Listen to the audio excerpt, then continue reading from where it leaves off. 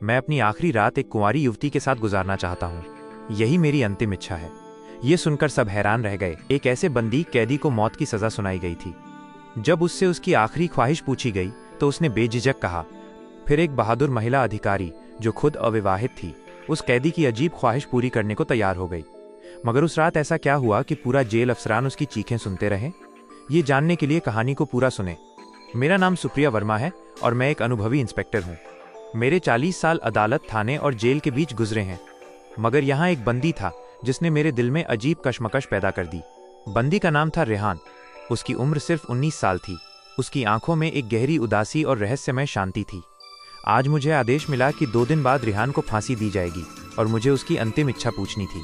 मैंने रेहान से पूछा। उसने संजीदगी से कहा, मेरी अंतिम इच्छा ये है कि मैं जीवन में पहली और आखिरी बार निकाह शादी करना चाहता हूँ और अपनी पत्नी के साथ एक रात गुजारना चाहता हूँ।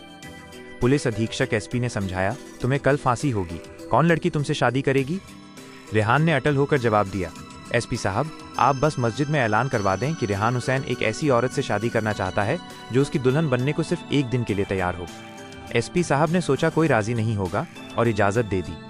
मगर 1 घंटे बाद जेल के द्वार पर दुल्हन के लिबास में एक युवती करीब 18 साल और एक मौलवी मौजूद थे। लड़की ने दावा किया कि वो रेहान से सच्चा प्रेम करती है और 1 दिन की दुल्हन बनने को तैयार है।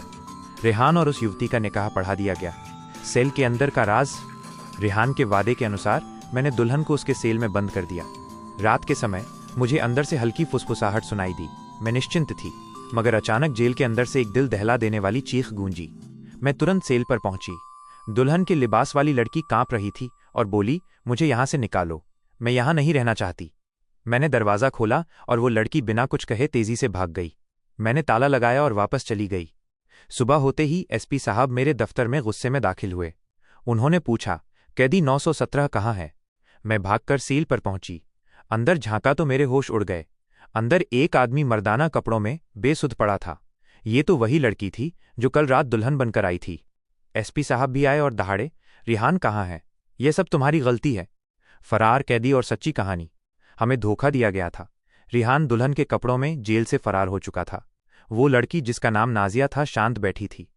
पूछताछ करने पर नाजिया ने खुलासा किया, रेहान उसका मंगेतर था और वे दोनों सच्ची मोहब्बत करते थे। रेहान पर झूठा इल्जाम लगा था। उसने कुछ बदमाशों से लड़ाई की थी जो नाजिया के परिवार को तंग कर रहे थे। इस लड़ाई में नाजिया की बड़ी बहन की मौत हो गई थी और रेहान को हत्या की सजा मिली। नाजिया ने कहा, यह सब एक मंसूबा योजना था।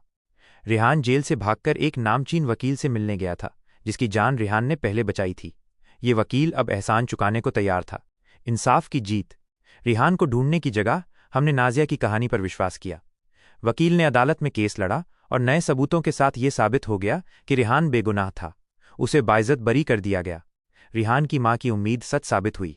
सच्चे प्यार, बलिदान और बहादुरी की इस कहानी ने साबित किया कि इंसाफ मिल सकता है। ये कहानी आपको कैसी लगी?